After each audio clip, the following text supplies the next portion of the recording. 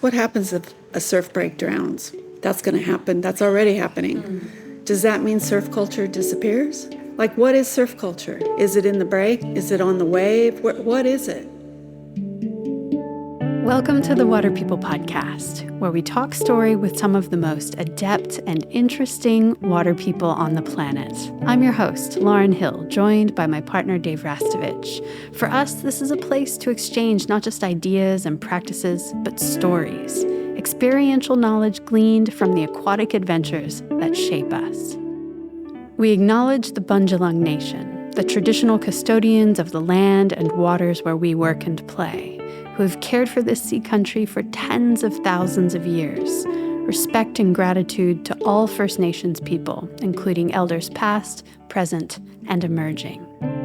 Let's raise a glass to something bigger than just great beer. Meet Stone and Wood, a brewery that thinks big and acts small. Today we're in conversation with Dr. Krista Comer. Professor Comer is a scholar of contemporary literature and cultural politics.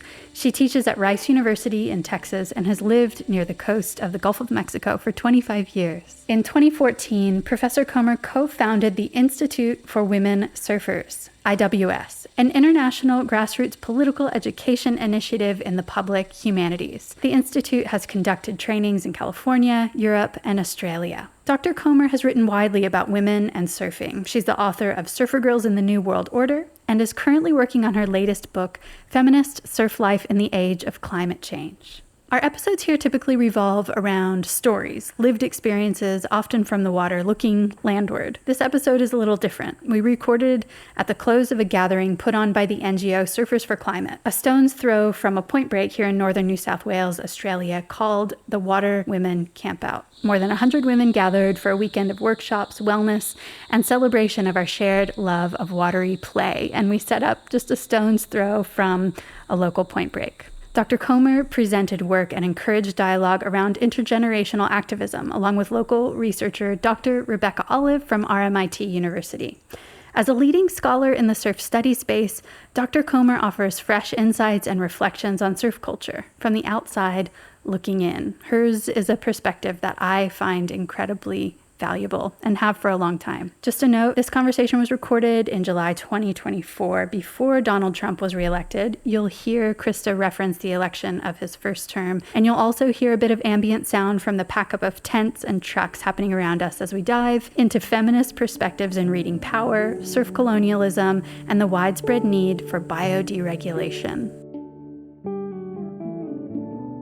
Krista, you have flown from Texas to Australia to be here for the Surfers for Climate Water Women Campout.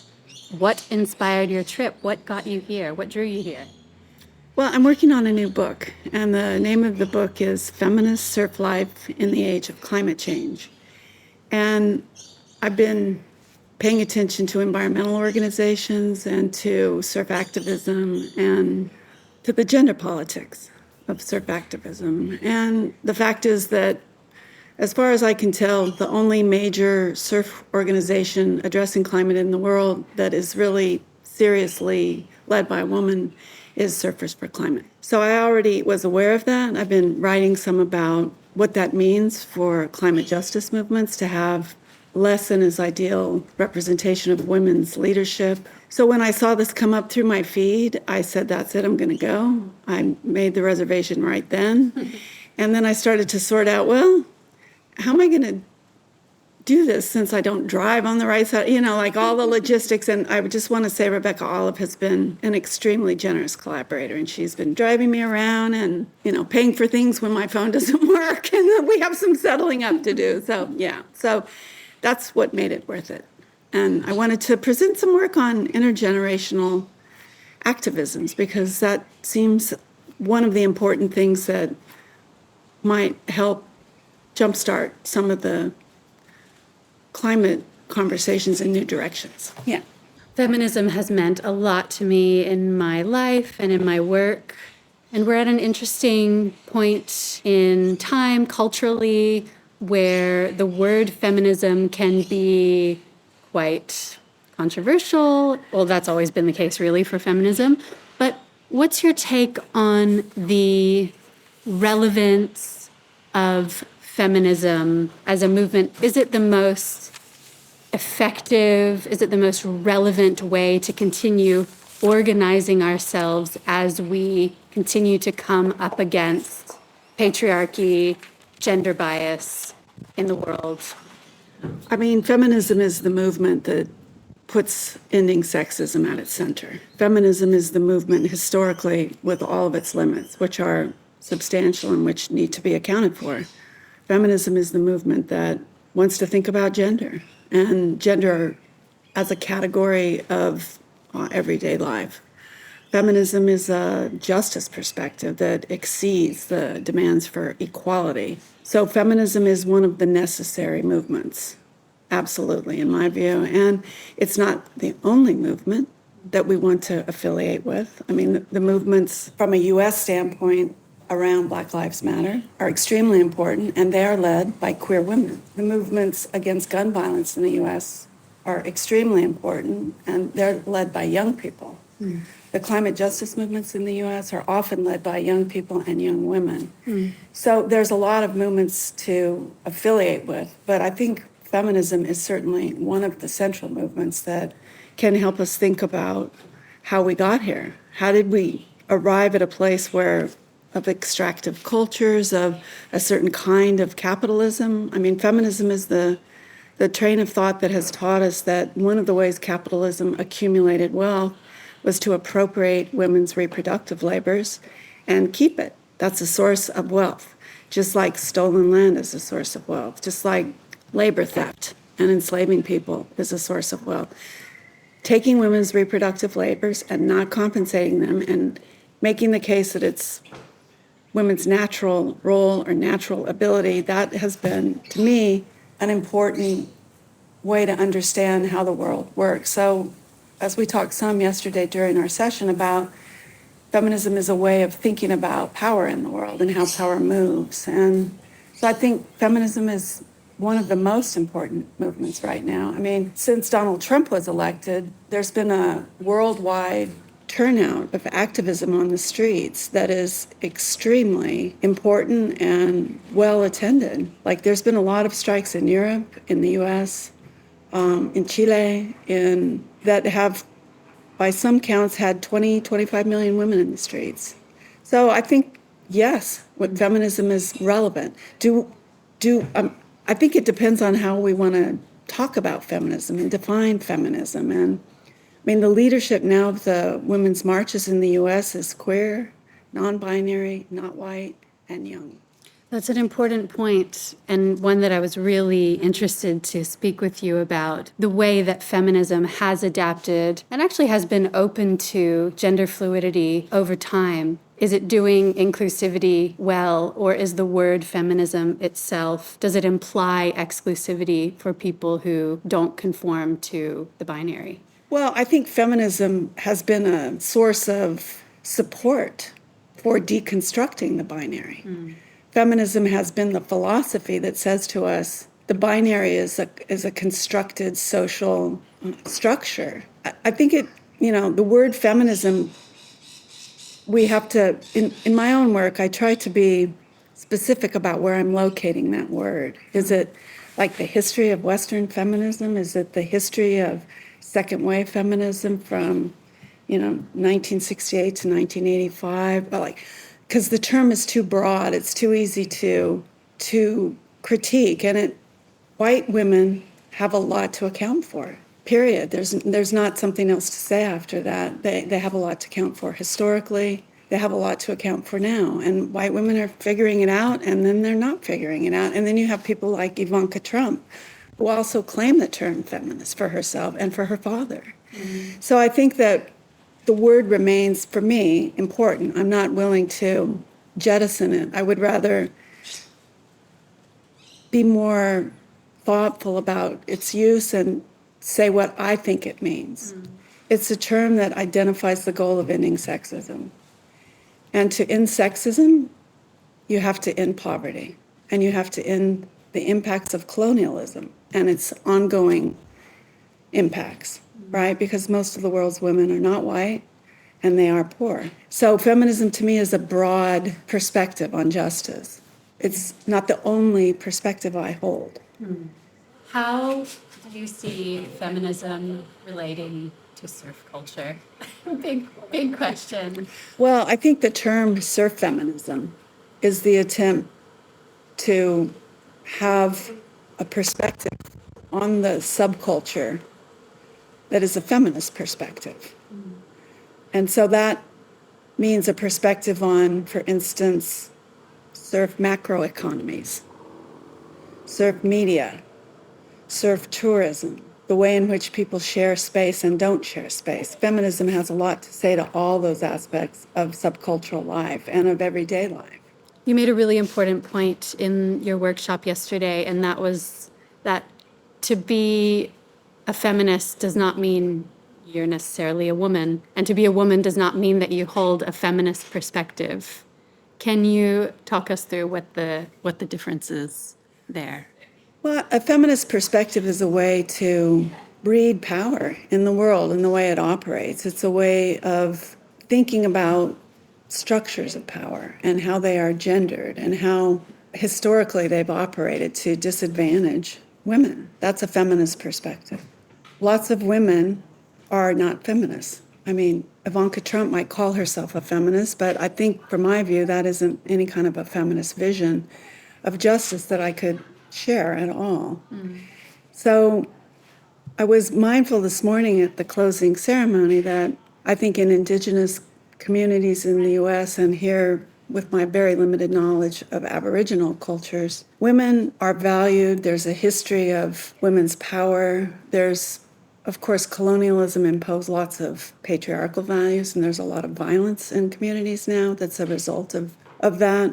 But I think in Indigenous communities, there often is a sense of women and feminism being a more conjoined perspective. But I think in settler state feminisms that have grown out of US history, for instance, or British history, or Australian history, that there's a distinction between women and feminist politics. So the other thing to say about that is that men can be feminists. This is not, we want men to be feminists. It's actually essential that they be feminist and thinking about the construct of gender. I'm a mother to a boy, and the deeper that I get into mothering my boy, the more that I come to the realization that if we are going to address discrimination against women, we have to reform masculinity.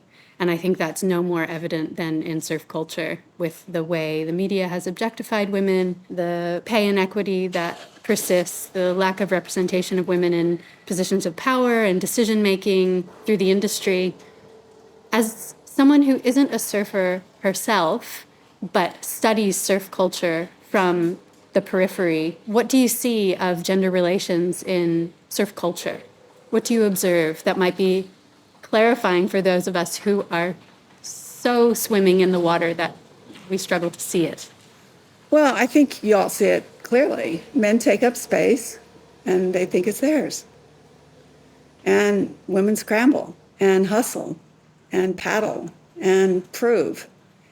And that dynamic exists at all the levels, whether it's media or basically who's controlling the money and who makes the money, and who makes the money from histories of representing gender in this way. Who's making the money from all the reef ads and the women in bikinis and all of that? It's sometimes the women athletes are getting paid, but that's not, the whole system isn't rewarding women surfers. The whole system is passing along its financial legacies to the male heirs. And in environmental communities, I think this is really more the case than it needs to be. I think over the last 5 or 10 years, people are getting really serious at Surfrider Foundation US and Australia, at Save the Wave Coalition.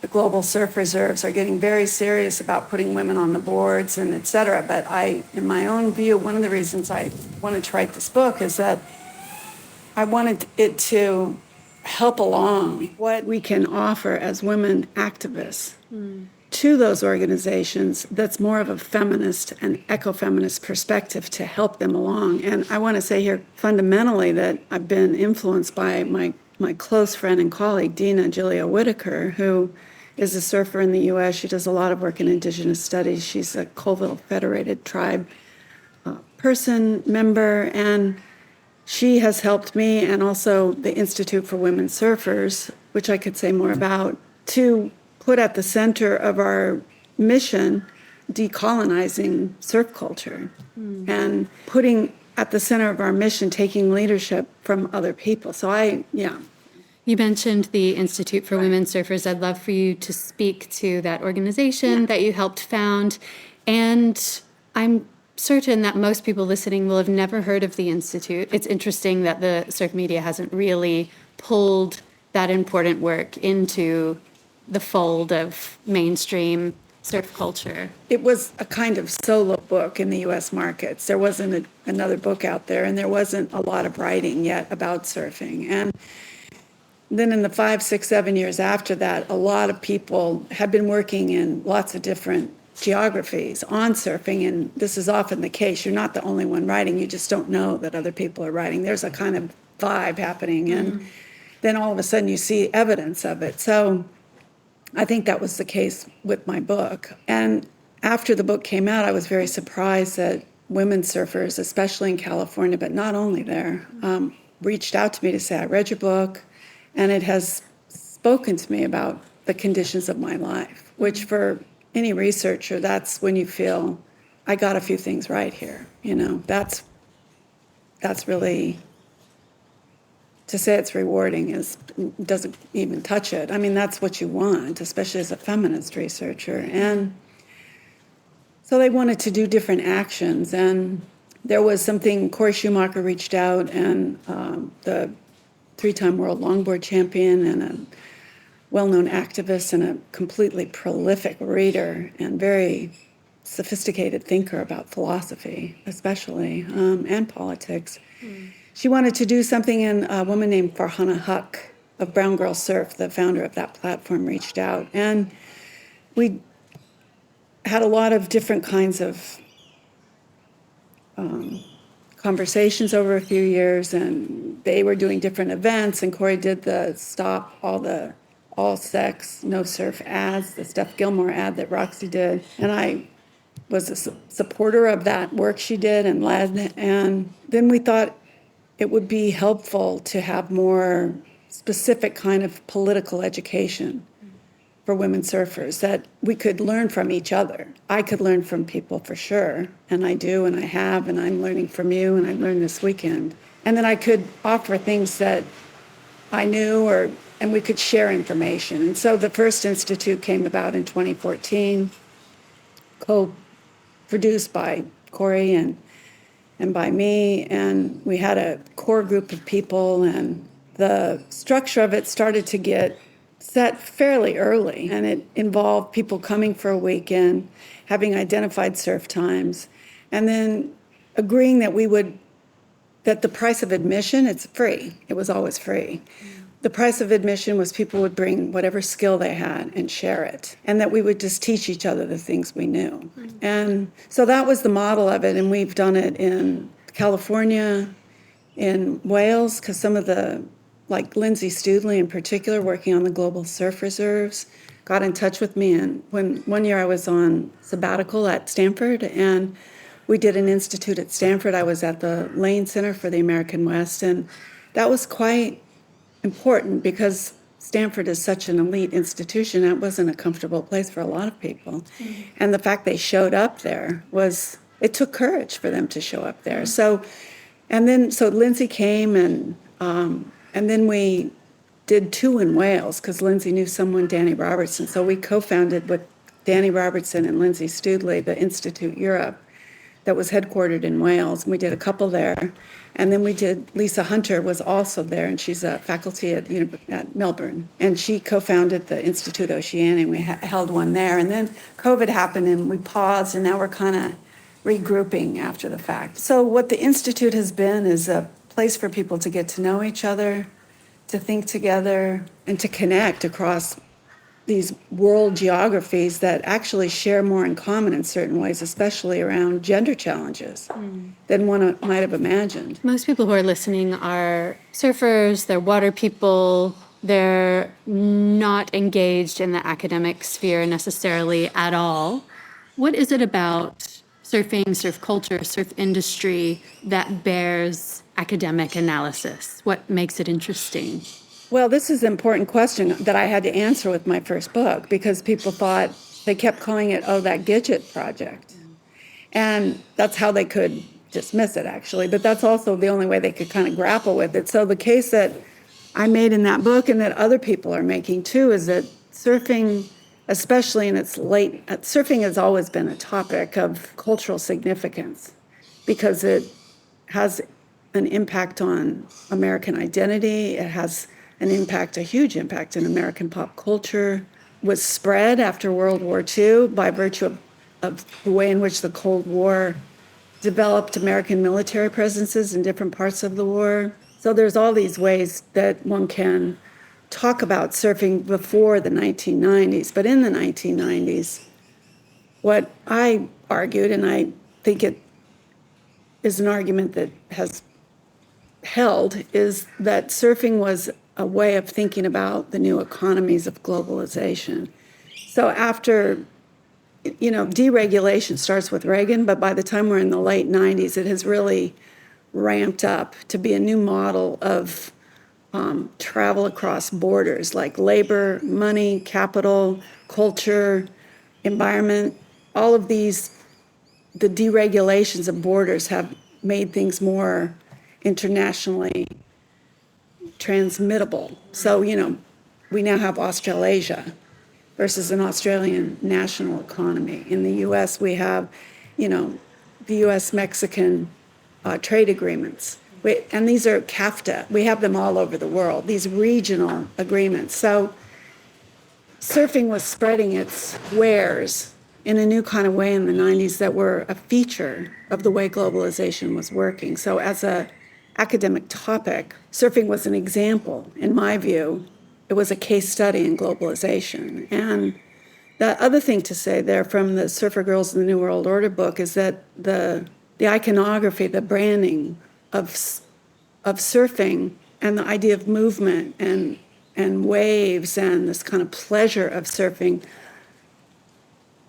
and the liberation aspects that supposedly attend to surfing, that's the kind of lore of surfing, that's the gospel of surfing, that those two were ways of thinking about what globalization was arguing was its social logic, that globalization was freeing, that globalization was equalizing wealth inequities, that globalization enabled travel, that globalization was for the social good, which I was focused a lot on in the Surf Girls book, is an argument. And when you have an argument, rather than a statement, you engage the argument and you show where you think that is true and where you think it is not true. And so in that book, I was trying to show how globalization had arrived locally, like in places like Santa Cruz, which are home base of so much surfing. Like, how could something new arrive there? But I make the case there about the way in which the industry's basically consolidated in Santa Cruz, and a lot of the smaller shops got bought out or people sold off. And the women's shops, like Paradise Surf Shop, which was a hardcore feminist surf shop, they were damaged by that, actually. They couldn't sustain their business by all the ways that globalization changed Santa Cruz, which was, you would have thought they were a pretty secure subcultural economy for surfing. And so it arrived in Santa Cruz, as well as it arrived in places like Sayulita, Mexico, which is one of the places I work. So that's one way in which it's been an academic study. The other thing I would say quickly is that a book like Scott Lederman's book, The Empire of Waves, is a very thoughtful and important book that shows all the ways in which surfers have been, without always knowing it, depoliticized by surf media. And so they drop it in places where there's all this military conflict happening. They get on waves and then they leave and they're like clueless. And you need to hold them accountable. We need to hold ourselves accountable for those actions at the same time that surfer wasn't trying to correct that. Surfer profited by that. And I Surfer think, magazine. Yeah. Yeah. But, and then the other thing to say here is the way in which, as an academic topic, the work of Kevin Dawson or Isaiah Walker have really retooled how we understand the histories of surfing and the histories of seafaring people. We had Isaiah Helekunihi Walker on the podcast a few seasons ago. Yeah. His book, Waves of Resistance, is absolutely worth reading. And he's very gender attentive. That's one of, I think, the strengths of that work, of talking about Hawaiian masculinity. And it's the significance of surfing as a tool to continue to enact a form of masculinity that supports sovereignty issues in Hawaii. Please stay tuned while we take a quick break to acknowledge the folks who help make our podcast possible. Let's raise a glass to something bigger than just great beer. Meet Stone & Wood, a brewery that thinks big and acts small, right from the heart of Byron Bay. Stone & Wood isn't just about brewing beer, it's about building a community. Certified B Corp and driven by environmental and social responsibility, they're all about making a positive impact one sip at a time. Their philanthropic arm, the Ingrained Foundation, supports local grassroots organizations, channeling funds and volunteer hours straight into the communities they call home, focusing on environmental and social causes close to the heart. Here's to Stone & Wood for crafting exceptional brews and for making a tangible difference in our Northern Rivers community. Patagonia is in business to save our home planet. Founded by Yvonne Chenard in 1973, Patagonia is a surf and outdoor apparel company based in Ventura, California. As a certified B Corp and a founding member of 1% for the Planet, the company is recognized internationally for its product quality and environmental activism, as well as its contributions of nearly $230 million to environmental organizations. Patagonia's unique ownership structure reflects that Earth is its only shareholder. Profits not reinvested back into the business are paid as dividends to protect the planet. Futures makes the first surf fins from recycled fishing nets. Alpha Net Plus is an innovative collaboration between Futures Fins and Borreo, blending carbon and discarded fishing nets. To date, they've transformed more than 35,000 kilos, that's about 77,000 pounds, of discarded fishing nets into new alpha fins at their headquarters in Huntington Beach, California. Nets that would have otherwise ended up in the ocean. Made for high performance and tested by the best, from our very own Dave Rastovich to friend of the podcast, John Florence, Alpha is available in a wide range of fins for those who want to make a difference with every wave you catch. Learn more at futuresfins.com. The best summer surf seasons go hand in hand with fried eyeballs. Looking perpetually red-eyed might be an indicator of good times, but it also hurts. Good sunnies are non-negotiable, but ours inevitably get jumbled in the beach bag and the lenses get shredded by sand. Child, that's CHILDE, Eco Eyewear reimagines the way we use sunglasses. Instead of tossing out frames because of scratched lenses, the Child for Life program offers free lens replacement up to 12 months from purchase and for a small fee thereafter. Child makes sunnies and prescription glasses from plants, not petrol. It's eyewear that's made to last and able to be repaired for a smaller energy footprint. Let's reimagine the culture of disposability together. Learn more at childeyewear.com. The roots of surfing, the old and ancient roots of surfing, are really what I hold on to as inspiration, because surfing was for everyone. Right. Old and young, it was intergenerational. It was across the gender spectrum. Right. Some of the most celebrated surfers, not that they're the most important, but they're written about extensively, were female surfers. Right. So that's actually where we came from in this thing we call wave riding, and that's what that's what I connect to when I think about the next step for our culture, how we move things forward by remembering where we've come from. In your workshop yesterday, you spoke specifically to the case study of women in their 40s in surfing with businesses, often dropping out of their work in the industry and basically getting tired of the hustle. I see this around me. So many of my female friends have dropped away from surfing in their 40s, in their 30s, in their 40s as they've had children, as they've come to the point in their lives where they are craving financial security or need to have financial security to support their families. Can you speak to a macro perspective of what's happening there and how it relates to surf feminism? One of the things, just to take up what you've asked directly, is that the topic of livelihood has been an important topic for all of the Institute participants. That's what I observed over time. So the people who came to the Institute were elected officials, some scientists, a lot of nonprofit leaders, people who just wanted to meet other women, filmmakers. And of those people who had businesses, which wasn't everyone, people were located in different kinds of economies, but of those people who had businesses that were linked to surfing, there was a lot of sharing of experience, of difficulty, of skills. And what I have noticed, this is my observation as the researcher over time, is that there's a lot of innovation that happens that is tracking with whatever's going on that's new in surfing, and that businesses for younger women spring up around their abilities to marshal those, what they perceive as a now kind of trend, and do something with it. And it lasts for a while, but then it trends out, right? And that some of the core stable businesses are, of course, surf schools, apparel, and surf schools that have like a multi-faceted kind of school identity, like Project Wahine in Monterey Bay, California, run by Dion Ibarra.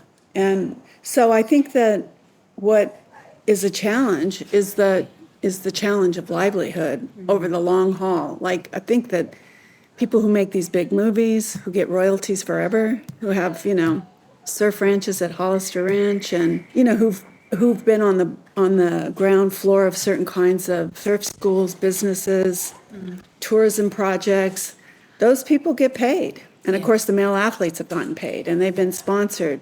And I doubt they get paid super well across the board, but there's an economy for those people. But women, that is not the case.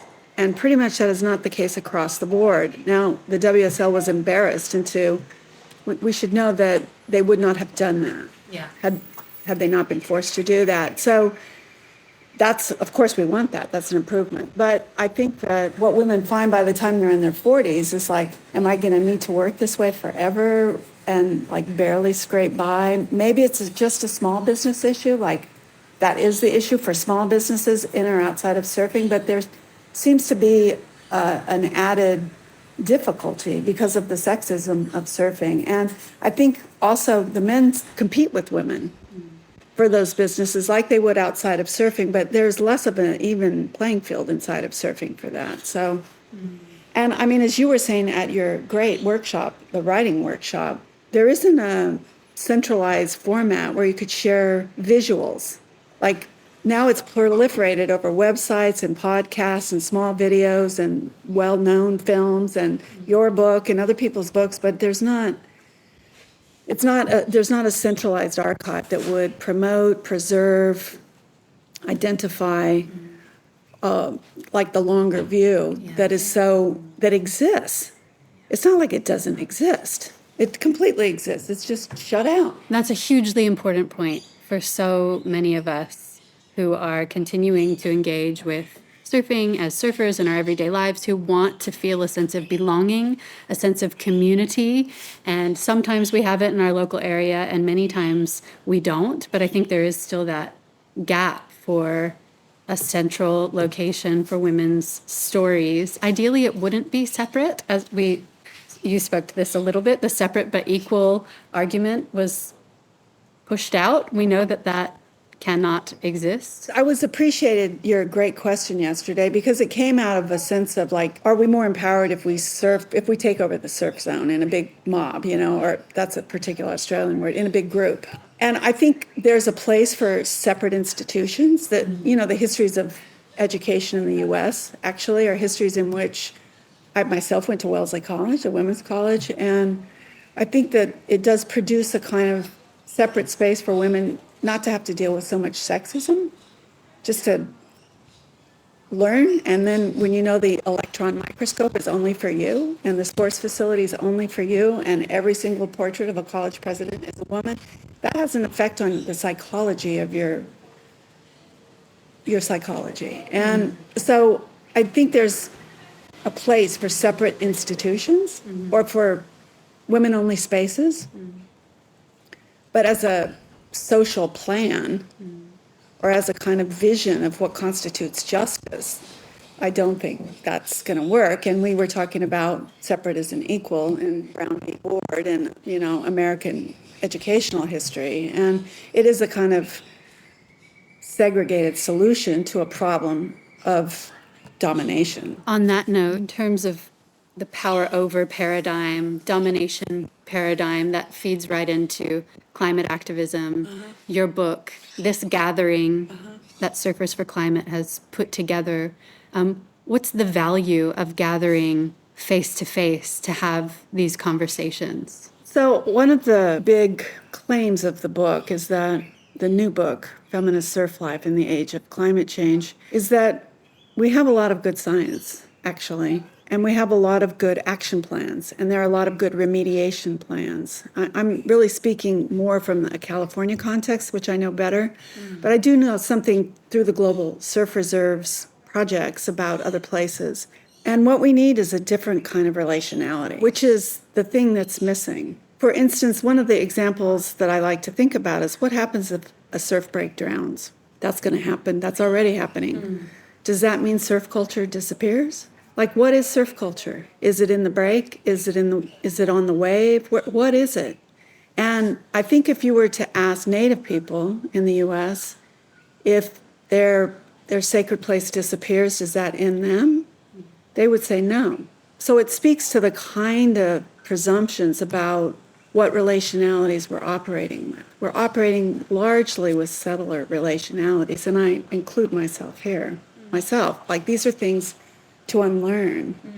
And so the value of coming here is to be here talking to you, listening to you, sharing space with you, feeling your caring, showing my caring, seeing how you are with people, listening to the women who open and close ceremony, listening to the workshop on custodianship, paying my respects, and taking it seriously.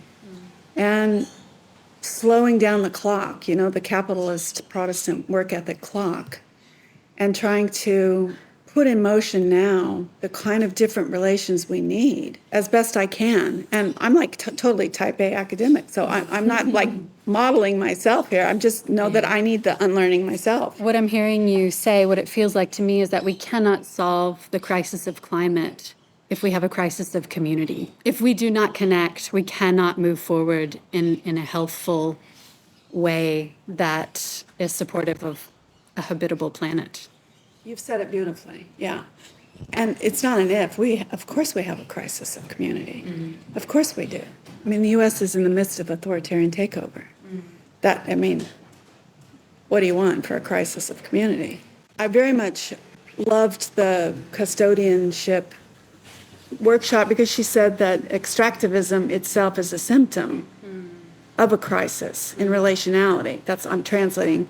Yes. It's a problem. Of course it is on its own terms, but it's symptomatic of this other thing. The way Western science and Western thought and Western, in academia we would call it epistemologies, knowledge systems, decided to privilege A over B, C over D, men over women, culture over nature, savage, quote unquote, over civilized over the savage, human over the animal. All of those kinds of ideas are the bedrock ideas that allow us to live apart from nature. And I think this is where the feminist environmental perspective is so helpful, because it shows us that those binaries, it shows us the binaries.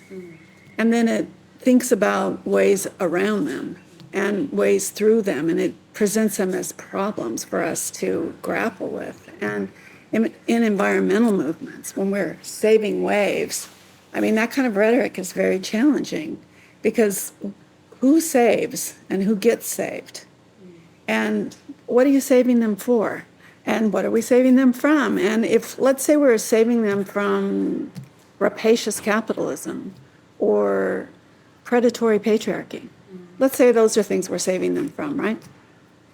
I think we need leaders who have a different perspective, like a fundamentally different perspective, right? So one of the goals of the workshop was to come up with a relational toolkit that is shareable and to be in touch with different major organizations. And, you know, my colleague and dear friend, Dina, Julia Whitaker, already is doing some of this work, and we have talked about doing it together as well to share some of these things, because, you know, you can save some beloved surf breaks in Chile or in Peru or in Oaxaca or in, you know, but if you're saving them for your children or you're saving them for, like, we need to think about what kind of environmental philosophy that is, right? Or surfonomics.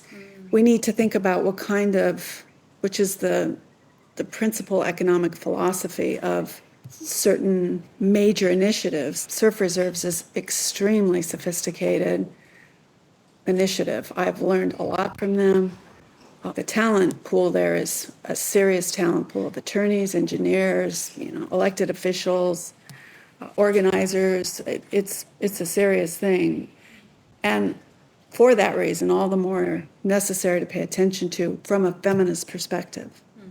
From a feminist perspective, yeah. So the eco-feminist or the environmentally feminist perspectives would be at core identifying that women and nature have been usually interlocked, and that we need to think critically about that, at least in Western thought. In Indigenous thought, that's not something I'm speaking for or speaking to. But that you know, like, I would be more hopeful about us saving the wave if we weren't reporting getting snaked right there at Santa Cruz, the place where Santa Cruz is not a good example because there's so many like strong women surfers there. But you know, if you have a problem sharing the space in your home break, you know. I do want to say one thing to go back to an earlier point about, I do think there needs to be some kind of centralized archive. At the same time, I'm not sure that will happen. And when there was like the Surfer Girls magazine and the Wahine magazine, I think it was called, Surfer drove them out of business. Surfer sued Surfer Girl for copyright infringement, and like they messed them up. And so I'm not sure that can quite happen. I think the way media is structured today, that it's so dispersed. So I would affirm the work that you're doing and that other people are doing to create channels where there are lots of voices and lots of representations that are counter to the norm. And perhaps what would be helpful by people who have the time or the resources to do it would be to connect those kinds of strong places of content generation or stories, yeah, connect them to one another so people can help each other in different places. And maybe this would be one place to talk just a minute again about surf feminism, which is that surf feminism came out of the First Institute, and it was a kind of organic term that people stumbled into and were super excited about, and there was like a hooting when like somebody said the word. And I think what it identified in that moment was a kind of stoke that was relational, that was collective, and that was feminist. But the feminism in that First Institute was very multiracial. It was explicitly about addressing Islamophobia, because we had some people there who had just come from Pakistan and Bangladesh. And so as a Muslim woman coming back and talking about that, it was about environmental racism as an environmental philosophy. So there was a lot of talk about that. So, and queer. It was very queer. This is a complex and intricate weaving of concerns. Maybe, maybe. But those are the people with the chops to take it on. That's who took it on. That's who had the vision. That's often who has the vision. That's who leads Black Lives Matter, right? That's who led the No DAPL, Stop Dakota Access Pipeline. That's who takes it on, right? And so that first iteration of surf feminism came out of that. So it had social justice, racial justice, part of its understanding of environmentalism. That's the point, right? Its understanding of environmentalism was already against the grain of a kind of white conservation history, which has all kinds of troubles. And in the US, it has quite a lot of troubles. So I think over time it has become this network of people, ideas that are cross geographies. And so that's really where I was trying to get to, is that the ability of people here in Ballina or close by, where I know you are, and there's communities here, to talk to other people who won't have the same problems, but you may have somewhat shared problems and different solutions that can prompt your thinking about how to build the thing that needs building here. I mean, I think climate action is very much a local, global dynamic all the time. I mean, I could say much more there. I guess I'll say one other thing that I'm working on in the book is about, that came up beautifully this weekend, is about the need for women to take care of themselves. And there's a term that is not going to be bandied about. The term is bio-deregulation. And we've talked about that some at the Institute, but it means that not only were economies deregulated and labor and borders, but so too has the human body been deregulated in what it can tolerate in terms of a workday or in terms of screen time, and it's just frying us. And women feel that because women care. They're the caretakers. And so there is a need to be mindful in all of our work to engage in caring for ourselves, caring for one another, as the closing circle was talking about, like to keep ourselves together so that we're in good shape for ourselves and our own lives. We deserve our own lives, right? Thanks for listening with us today. If you like what you heard, please consider sharing an episode with a friend. Our editor this season is the multi-talented, absolute legend, Ben Jake Alexander. The soundtrack was composed by Shannon Soul Carroll, with additional tunes by Dave and Ben. We have a few new Water People experiments this season. You can find every episode of the podcast on our Water People YouTube page, or subscribe to our very infrequent newsletter to get book recommendations, questions we're pondering, and behind-the-scenes glimpses into recording the podcast and more via our website, waterpeoplepodcast.com. We'll be continuing today's conversation on Instagram, where we're at Water People Podcast.